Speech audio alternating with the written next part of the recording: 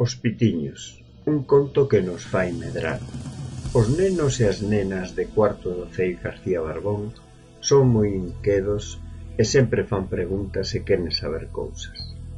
Neste caso querían saber como nacen os pitiños e as mestras idearon un conto que puidera facerse realidade aproveitando, claro está, que ian comenzar co tema dos vertebrados. Sabían tamén as mestras que había 3 señoras estupendas que lle ían axudar. Chelo facilitaríalles os ovos galeados, fecundados.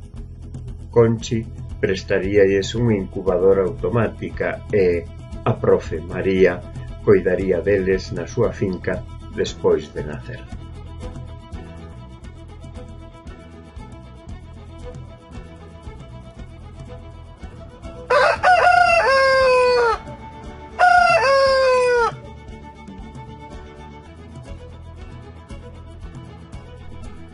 Puxéronse as mestras mans á obra e un bo día chegaron á clase. Oh, sorpresa, a incubadora e os ovos. Os ovos, por suposto, fecundados, pois eran dun galiñeiro con galo. Puxeron un pouco de agua morna no fondo da incubadora e comenzaron a colocar os ovos.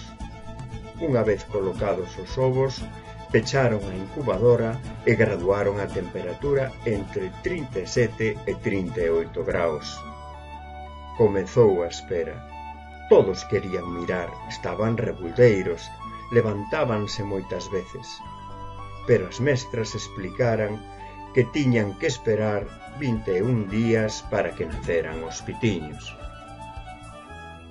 As mestras fabricaron un rudimentario boscopio, unha caixa e unha lámpada para que os nenos e as nenas puideran ver como estaban os ovos con 8 días de fecundación. Seguiron pasando os días e o día 17 pensaron que o gran acontecemento estaba a piques de chegar e que deberían prepararlle un sitio para vivir. Os pitiños, cando nacen, teñen moito frío, así que lle pediron a Sebe, o Serxe, unha lámpada para que lles dera calor e estiveran quentiños.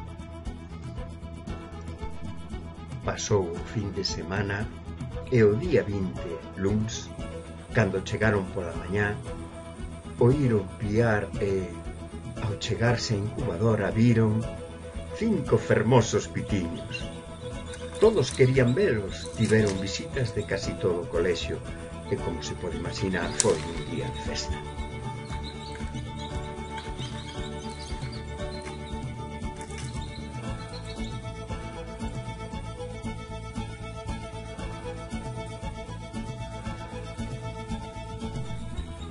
Ao día seguinte pasaron os pitiños a caixa que tiñan preparada para que viviran os primeiros días. Puxéronlle penso e auga para que poideran comer e beber. E vaya si sabían facelo. Despois de 2 días na clase, con moita pena, os nenos e as nenas de cuarto despediron os pitiños e leváronos a María para que na súa finca seguiran medrando felices.